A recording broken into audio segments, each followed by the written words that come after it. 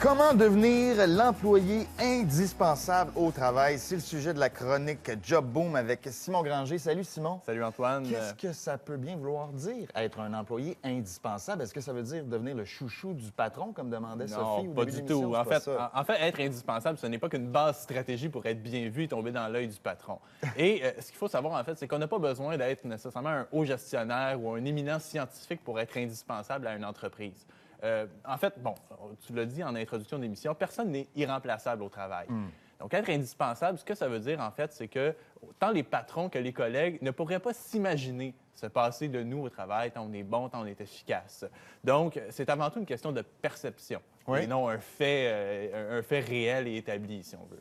Et pourquoi c'est important de devenir indispensable dans son milieu de travail? Pour plusieurs raisons. Premièrement, c'est une façon de protéger notre emploi, en quelque sorte. S'il y a des coupures, des licenciements, des mises à pied, et qu'on a prouvé qu'on avait une valeur et qu'on était essentiel à l'entreprise, on est moins susceptible d'y passer, forcément. Oui, on va garder les éléments les plus essentiels. Exactement. C'est également une façon de stimuler notre avancement professionnel dans l'entreprise. S'il y a des promotions qui se distribuent, des projets spéciaux, et que nous, on a prouvé qu'on est indispensable, on est peut-être plus susceptible d'en profiter. Mais surtout, et comme on le disait tout à l'heure, c'est que c'est bon pour le moral, de se sentir qu'on a une valeur, qu'on est indispensable au travail. Ça fait en sorte que ça donne un sens à notre travail. Et forcément, notre niveau de satisfaction par rapport au boulot va s'en trouver élevé. Concrètement, c'est quoi les qualités d'un employé indispensable?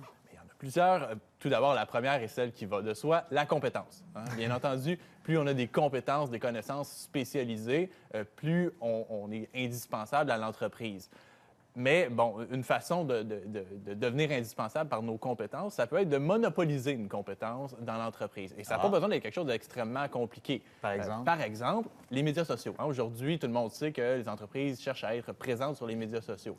Par exemple, moi, j'ai un intérêt pour la technologie. Je remarque qu'il n'y a personne qui s'occupe de ça dans l'entreprise. Mais je pourrais me porter volontaire pour devenir l'expert des médias sociaux, m'occuper des médias sociaux de la compagnie. Donc, je viens monopoliser, ça devient mon petit projet personnel et c'est moi la ressource pour les médias sociaux.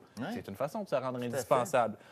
Également, on parlait d'avoir des compétences spécifiques. Avoir un vaste éventail de compétences est également une façon d'être indispensable. Donc, la formation continue, lorsqu'on est en emploi, peut nous aider. Par exemple, si on voit qu'on a besoin d'habileté en communication, d'habileté avec la technologie, on peut aller agrandir notre éventail de compétences. Oui, puis de ne pas s'asseoir sur ses lauriers, de vouloir mettre plus de cordes à son arc et de rester curieux.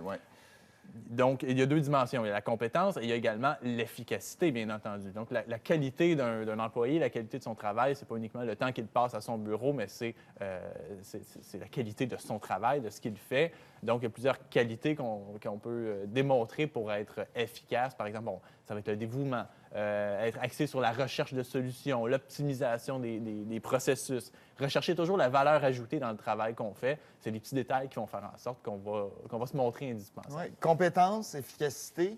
Au-delà de ces deux éléments-là, j'imagine qu'il y a des attitudes, des comportements qu'on peut adopter pour devenir indispensable. C'est ça. Les deux premiers étaient peut-être plus du savoir-faire, mais dans le savoir-être aussi, on peut se montrer indispensable. Ça ne veut pas dire devenir têteux, là. Pas du tout. Une des qualités qu'on peut être pour être indispensable, c'est d'avoir une attitude positive. Donc, oui, être positif au quotidien, rendre le milieu de travail plus agréable, mais aussi être positif, par exemple, face au changement. Dans le contexte, par exemple, d'une restructuration de l'entreprise, si nous, on garde une attitude positive par rapport à ces changements-là, ou que ce soit des changements d'une réorganisation des tâches, nous, on est positif là-dedans, on montre qu'on est essentiel et qu'on a une valeur ajoutée. Avoir un bon esprit d'équipe également. Donc, se prouver non seulement aux yeux du patron, mais également à ses collègues. Devenir une personne ressource dans l'entreprise, la personne vers qui on se tourne pour demander de l'aide quand il y a un problème. C'est des petits détails qui font en sorte qu'on devient un élément de cohésion dans l'équipe. Et un dernier élément assez intéressant, la sociabilité.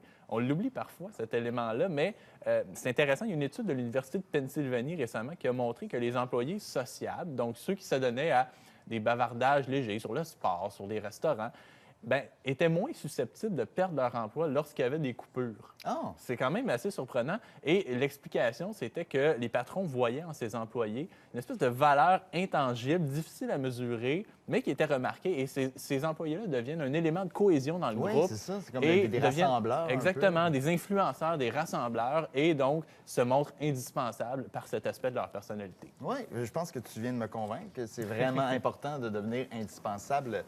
Mais justement, l'œil du patron, du côté patron, avoir un employé qui est indispensable comme ça peut aussi être un problème. Le jour où il s'en va, j'affaiblis l'entreprise au complet. Fait que Effectivement. c'est bon pour l'employeur de se mettre dans cette position-là, mais pour l'employé, mais pour l'employeur, comment il peut... C'est une question de perception. Hein. Chaque Ouais. employé peut avoir sa façon d'être indispensable. Ouais. Donc, c'est sûr que, comme on l'a dit tout à l'heure, personne n'est vraiment irremplaçable. Hein. C'est un jeu de perception quand on parle de. Mais donc, l'employeur aurait intérêt, lui, à répartir les forces de chacun. Exactement, Comme ça, tout s'il y à en a fait. un qui part, c'est pas tout qui s'effondre parce qu'il part avec les connaissances. Effectivement. En fait, c'est peut-être un des pièges C'était de ma question. l'industrie. Y a-tu des pièges à éviter, comme essayer de Effectivement. trop en faire, par exemple? Effectivement. En fait, il y aurait peut-être deux pièges qu'on pourrait, qu'il faut éviter, dans lesquels il faut éviter de tomber quand on veut être indispensable. Le premier, c'est de s'en mettre trop sur les épaules. Ah oui. Et là, on a des risques d'épuisement professionnel parce que là, on a l'impression que si justement on n'est pas là, tout s'écroule. Mais c'est faux, hein? Personne n'est irremplaçable. Donc, c'est faux qu'on ait un rouage essentiel et que si on n'est plus là, il n'y a plus rien qui fonctionne. Donc, ça, c'est un piège qu'il faut éviter. Le deuxième, c'est de se servir uniquement de cette notion-là dans un but d'avancement professionnel. Donc, uniquement essayer de bien paraître, faire le pan pour avoir une bonne image et attendre une récompense, surtout. Il ne faut pas le faire dans une optique, il faut le faire pour soi et non pour espérer une promotion, une augmentation, parce que là aussi, on devient un problème pour l'employeur. Parce que, par exemple, il y a une promotion en jeu, nous, on fait le beau pour l'avoir en essayant de se montrer indispensable, et finalement, on ne l'a pas. Il ne faut pas piquer une crise et dire hey, c'est moi qui a mérité C'est plus démotivant, qu'un autre collègue. Donc, il faut le faire pour nous avant tout. Là, tu viens de nous brosser un beau portrait de l'employé indispensable. Est-ce qu'on peut prendre ça comme la recette du succès qu'on peut appliquer, puis tout le monde fait la même chose?